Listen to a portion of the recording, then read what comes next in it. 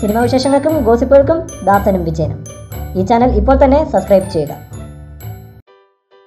മലയാള സിനിമയിലെ ഏറ്റവും വലിയ വിജയങ്ങളിൽ ഒന്നാണ് മണിച്ചിത്രത്താഴ്. റിലീസ് ചെയ്ത് 2.5 പതിറ്റാണ്ടാകുമ്പോഴും ഇപ്പോഴും പ്രേക്ഷകർക്കിടയിൽ പുതുമ നഷ്ടപ്പെടാതെ നിലനിൽക്കുന്ന ചിത്രം. കാലത്തെ അതിജീവിച്ച ഈ സിനിമ ഇന്നും ടെലിവിഷൻ റേറ്റിംഗിൽ മുന്നിലാണ്. ഇപ്പോൾ വീണ്ടും വാർത്തകളിൽ നിറയുകയാണ് മണിച്ചിത്രത്താഴ്, അതും കോപ്പിയടി വിവാദത്തിലൂടെ. മണിച്ചിത്രത്താഴ് 1983 പ്രസിദ്ധീകരിച്ച തൻ്റെ നോവലാണെന്ന വാദവുമായി ഒരു എഴുത്തുകാരൻ രംഗത്തെത്തിയിരിക്കുകയാണ്. തിരുവനന്തപുരം സ്വദേശിയായ അശ്വതി തിരുനാളാണ് ആരോപണം ഉന്നയിച്ചിരിക്കുന്നത്. ഏഷ്യാനെറ്റ് ന്യൂസിലൂടെയാണ് അദ്ദേഹത്തിൻ്റെ ആരോപണം.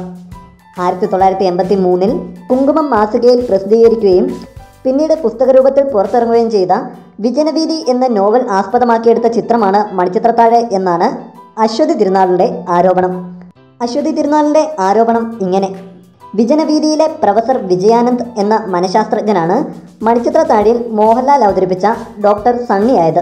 ഗംഗ എന്ന കഥാപാത്രത്തെ ആവേശിക്കുന്നത് നാഗവല്ലിയാണെങ്കിൽ എൻ്റെ നോവലിൽ അത് 8 വീട്ടിൽ പിള്ളമാരിലെ സുഭദ്ര എന്ന കഥാപാത്രത്തിൻ്റെ തിരിച്ചുവരവായിരുന്നു. സത്യവ്രതൻ എന്നൊരു സന്യാസി ഉണ്ടായിരുന്നു നോവലിൽ. അതാണ് സിനിമയിൽ തിലകൻ അവതരിപ്പിച്ച കഥാപാത്രമായത്. സുരേഷ് ഗോപിയുടേതൊഴികെ മറ്റെല്ലാ കഥാപാത്രങ്ങളും നോവലിൽ നിന്നുള്ളവരാണ്. മണിച്ചിത്രത്താഴ് നല്ലൊരു സിനിമയാണ്, പക്ഷേ വിജനവീഥിയാണ് പ്രചോദനമെന്നത് തീർച്ചയാണ്. 23 വർഷങ്ങൾക്ക് ശേഷം ഇപ്പോൾ ആദ്യമായി പ്രതികരിക്കുന്നതിന് കാരണം അടുത്തിടെ മണിച്ചിത്രത്താഴിനെക്കുറിച്ചുള്ള ഒരു പുസ്തകത്തിൽ ഫാസിൽ എഴുതിയിരിക്കുന്നത് വായിച്ചതാണെന്നും അശ്വതി തിരുനാൾ പറയുന്നു. മണിച്ചിത്രത്താഴ് എങ്ങനെയുണ്ടായി എന്ന് അദ്ദേഹം അതിൽ പറഞ്ഞിട്ടുണ്ട്. മര്യാദയുടെ പേരിലെങ്കിലും അദ്ദേഹത്തിന് അതിൽ വിജനവീഥിയുടെ കാര്യം പറയാമായിരുന്നെന്നും അശ്വതി തിരുനാൾ പറയുന്നു.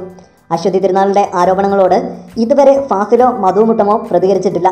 എന്താണേലും 23 വർഷങ്ങൾ പിന്നിടുമ്പോഴും വീണ്ടും വാർത്തകളിൽ നിറയുകയാണ് മണിച്ചിത്രത്താഴ്.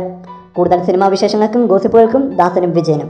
ഈ ചാനൽ ഇപ്പോൾ തന്നെ സബ്സ്ക്രൈബ് ചെയ്യുക. വീഡിയോ ഇഷ്ടപ്പെട്ടെങ്കിൽ ലൈക്ക്, ഷെയർ, കമൻറ്റ്. താങ്ക്